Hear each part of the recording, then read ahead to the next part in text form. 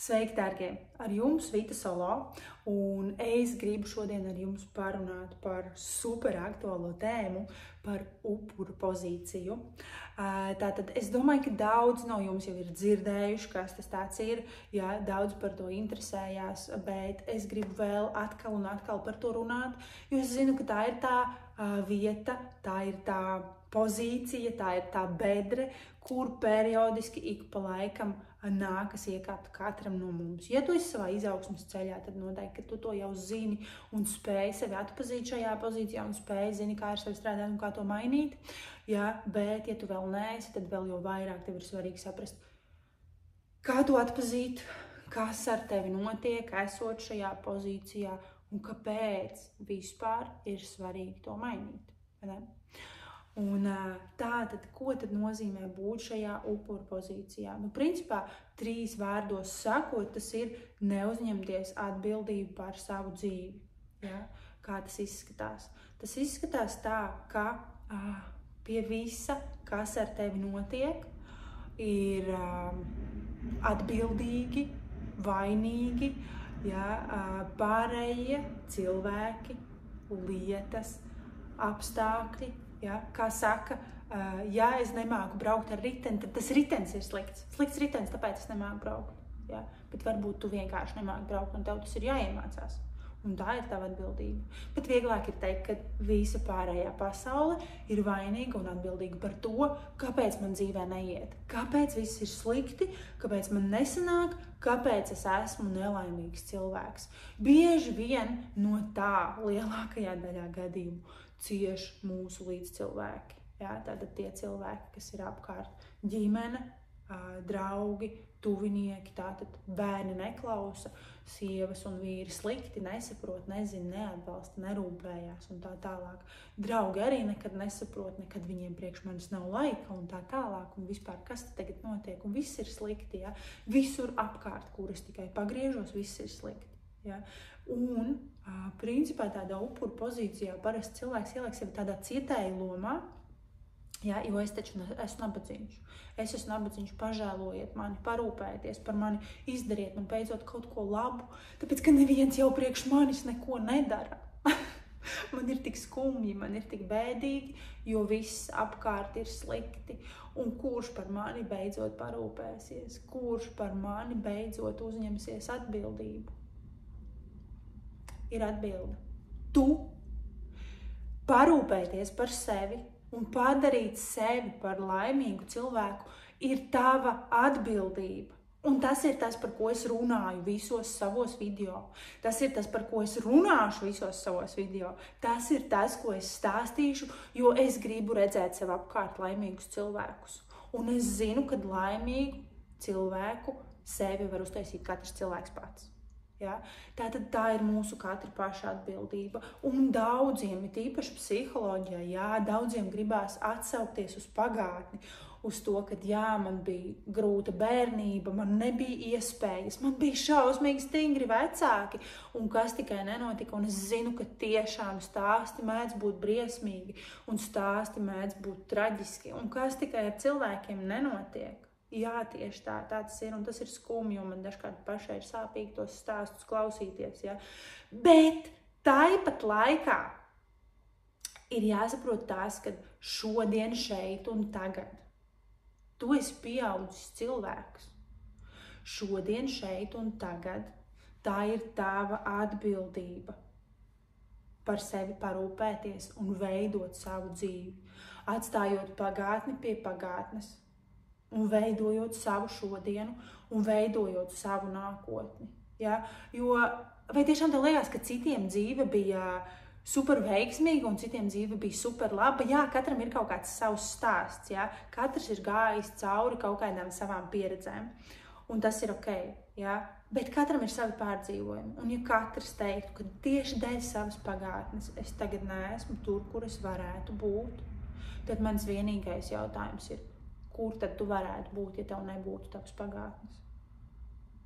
Un tad, kad cilvēks to spēja aprakstīt un cilvēks par to spēja pastāstīt, nu jā, ja nebūtu tas un tas, tad es tagad dzīvotu tā un tā. Caur to patiesībā cilvēks atklāja savu fantastisko, brīnišķīgo iekšējo potenciālu, pastāstot to, kā viņš patiesībā gribētu dzīvot, pastāstot to, kā viņš varētu veidot savu dzīvi, ja vien viņa pagātne nebūtu viņa aizbildinājums.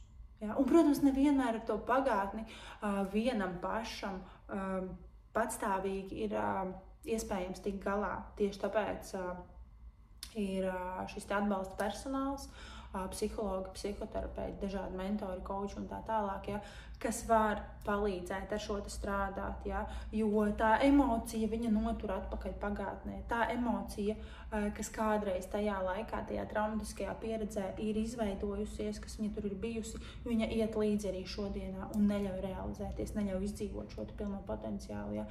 Un ja patstāvīgi nav iespējams, ja ir grūti ar to tikt galā, ja tas vēl joprojām tur, tad ar to ir jāstrādā, ir kaut kas jādara lietas labā, lai to visu izmestu, atstātu pagātnē un šodien dzīvotu tā, kā tu patiesi vari dzīvot, tā kā tu esi pelnījis dzīvot, jā, lai mainītu savu ticību par sevi, jo izejot cauri pagātnē dažādām traumatiskām pieredzēm, veidojas daudz dažādas negatīvas pārliecības par sevi, par pasauli, par citiem cilvēkiem, ja? Un tās neļauj virzīties uz priekšu. Un tik ilgi, kamēr tu tici, ka šī pagātne ir tava vienīgā patiesība, ir tavs liktenis, ir tava dzīve, ja? Tu tajā arī dzīvo šajā te upura pozīcijā, ticot, ka neko vairāk es nevaru, neko vairāk es neesmu pelnījis, ja? Un dzīvo tādā nolemtības sajūtā, gaidot, kad visi citi tevi darīs laimīgu, ka visi citi tev pienesīs to, kas tev it kā pienākās. Un bieži vien savu šo upuru pozīciju tas arī tiek saņemts, ja? Savā ziņā tā ir arī izdevīga pozīcija, jo tajā arī ir daudz plusi, jo es taču esmu nabadzīgs, un tad, kad es esmu nabadzīgs, ja, tad mani pažēlos, varbūt mani samīļos, varbūt mani atbalstīs, varbūt, ka par mani parūpēsies, varbūt man kaut ko iedos, ja?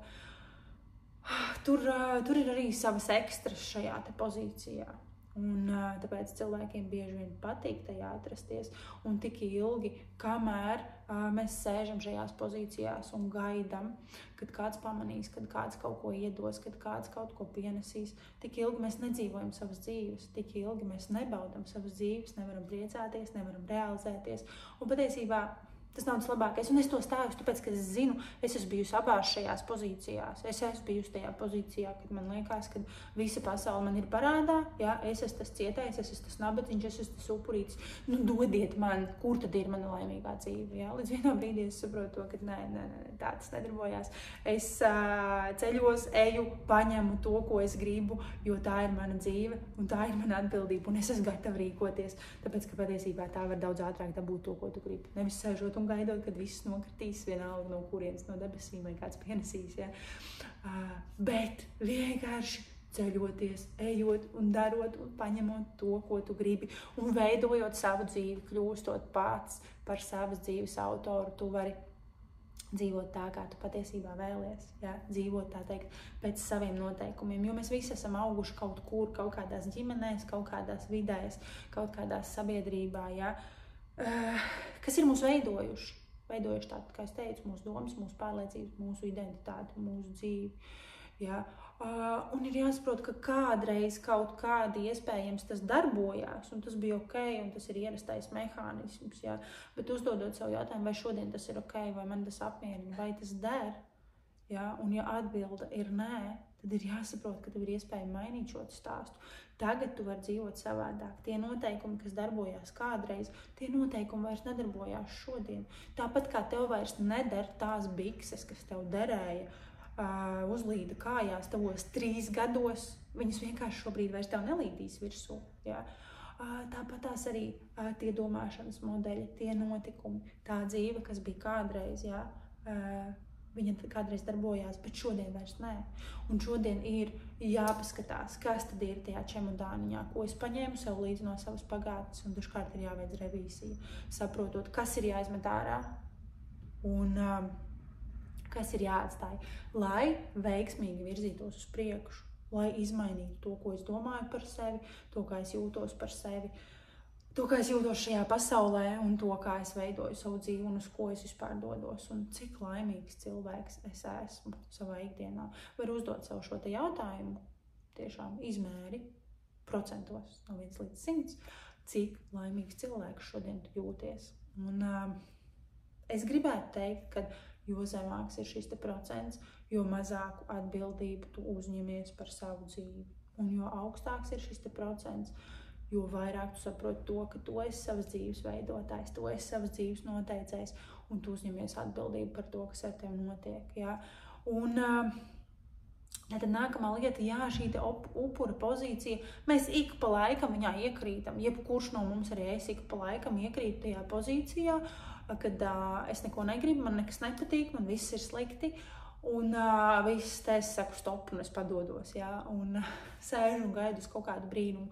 Bet, paldies Dievam, manī jau tas ir uztrenēts, un man ļoti ātri tas apnīk, man ieslēdzās tas, pagaidi, cik ilgi tu vēl sēdēsi, ir jāsāk kaut kas darīt, un tad es saprotu, kas ir tas, ko es varu darīt, kas ir no manis atkarīgs, un kā es varu rīkoties, un kā es varu par sevi parūpēties, un kas no manis nav atkarīgs. Neaiztieku lietas, kas no manis nav atkarīgas, kuras es nevaru mainīt, un daru tās lietas, kuras no manis ir atkarīgas, un ar ko es varu strādāt, ko es varu mainīt. Strādāju ar savu pagātni, izmantot ārā lieko un nevajadzīgo, kas vēl turpina ietekmēt šodienu, lai mainītu savu šodienu. Saprotu, kādu es gribu redzēt savu nākotni, un kas man ir jādara, lai uz to virzītos. Un regulāri strādājot ar sevi. Katru reizi, kad es krītu šajā te upuru pozīcijā, es to atpazīstu, es zinu, ka es sāku žēloties, es sāku justies sliktāk, es sāku vairāk gaidīt no citiem cilvēkiem. Gribās, lai viņi kaut ko izdara man labāk, kaut ko dod. Un tas jau nav slikti, bet ir jāsaprot tas, ka upuris vienmēr meklē glābēju. Un dažkārt vienkārši ir jāmācās pašam sevi izglābt, pašam sevi aiz matiem izcelt ārā. Un tajos brīžos es sāku ļoti sevi analizēt, es sāku skatīties, no kurienes tas nāk, kā tas ir veidojies, kas ir tās pārliecības, kas manī kādreiz ir izveidojušās un kas traucē man šobrīd virzīties uz priekšu, kas mani attur, kas mani iemet šajā pozīcijā, kāda doma, kāda emocija, kāds iespējams notikums, kāda pārliecība, kas mani iemeta tajā. Un es ar to strādāju, es ar to darbojos, un tad saprotu arī, kā es zināšu, ka tas ir mainījies, kā es zināšu, ka es esmu izkāpus no upura pozīcijas, ko es darīšu savādāk. Un tad, kad es saprotu, ko es darīšu savādāk, tad, principā, lēnām sāku to darīt jau šodien, jo caur šo te aktīvo darbību, aktīvo rīcību, es lieku sev izkāpt no šīs te upura pozīcijas un atkal sākt rīkoties, uzņemties atbildību un veidot savu dzīvi. Un tas ir tas, kā es kļūstu priecīgāka, kā es kļūstu laimīgāka, kā es veidoju veiksmīgākas attiecības ar saviem līdzcilvēkiem, ar savu veselību, ar saviem ieradumiem, ar savu darbu, ar savu karjeru un visu pārējo pasauli kopumā, apzinoties to, ka tā ir mana atbildība. Tāpēc es aicinu arī jūs aizdomāties par šo tēmu, saprast, kādā pozīcijā tad jūs šobrīd atrodaties, un padomāt, ko tad var darīt jau šodien, kas ir tās lietas, ko es varu ietekmēt, ko es varu mainīt, lai dzīvotu labāk, lai dzīvotu laimīgāk, lai justos komfortablāk un uzņemtos atbildību par savu dzīvi. Tas arī šodienai viss, un tiekamies nākamajos video.